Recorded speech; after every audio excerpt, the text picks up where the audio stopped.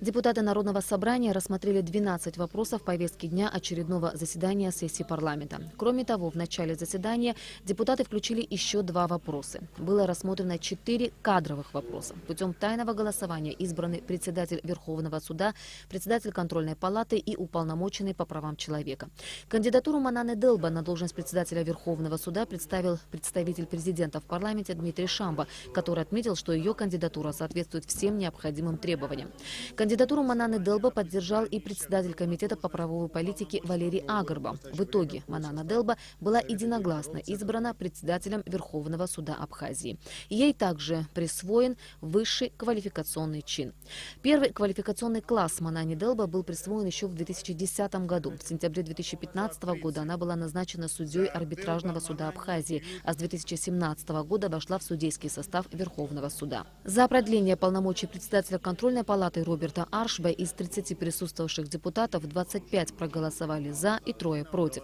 На должность уполномоченного по правам человека претендовали 2 – Асида Шакрыл и Одиссей Беглава. В итоге большинством голосов новым омбудсменом Абхазии избрана Асида Шакрыл. Вступая в должность уполномоченного по правам человека в Республике Абхазия, торжественно клянусь защищать права и свободы человека и гражданина, честно, беспристрастно и добросовестно исполнять свои обязанности, руководствуясь Конституцией и законами Республики Абхазия, справедливостью и голосом совести. Во втором окончательном чтении депутаты приняли проект закона о внесении изменений в закон о государственной пошлине. Законопроект устанавливает максимальный предел госпошлины с исковых заявлений имущественного характера при оценке иска свыше 500 тысяч рублей.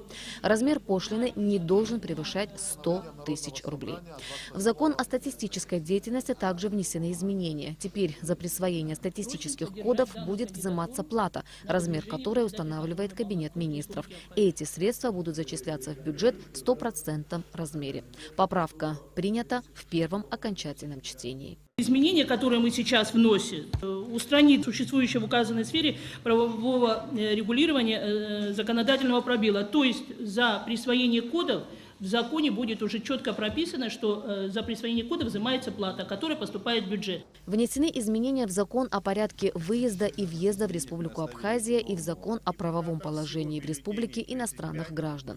Положение настоящего закона в части, касающейся применения иностранными гражданами и лицами без гражданства миграционной карты, вступает в силу с 1 июня 2018 года, за исключением граждан Российской Федерации. Положение настоящего закона в части, касающейся применения гражданами Российской Федерации миграционной карты, вступает в силу с 1 января 2021 года.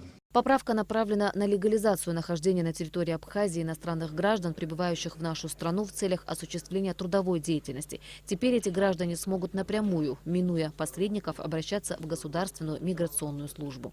Иностранных граждан, приезжающих для осуществления трудовой деятельности в Республике Абхазия, на момент приезда они еще не могут заключить договор на момент обращения в миграционную службу. И они приезжали, обращались к, не побоюсь этого слова, к посредническим структурам, брокерские структуры были созданы, которые заключали с ними гражданско-правовые договоры, получали разрешение на работу, после этого договор расторгался и на эту квоту заключался договор с другим иностранным гражданином и лицом без гражданства. По оценкам Министерства по налогам и сборам, используя правовую лазейку в законе, вот эти посреднические структуры, из-за их деятельности бюджет недополучил 17 миллионов рублей. В итоге законопроект был принят в третьем окончательном чтении. Остальные вопросы повестки дня касались приватизации объектов госсобственности и перевода земельных участков из категории в категорию. После долгого обсуждения депутаты приняли решение отложить рассмотрение этих вопросов.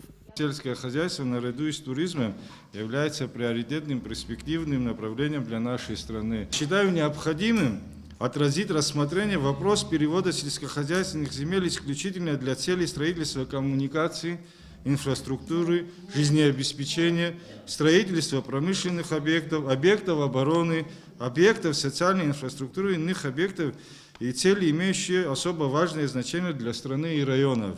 А в отношении земель, расположенных в 500-метровой зоне, считаю, необходимо как-то провести зонирование и считаю целесообразным рассматривать их использование преимущественно в рекреационных целях.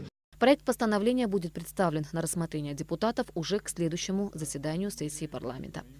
Ирина Аршба, Бестан Джинджал, Леон Адлиба, Абхазское телевидение.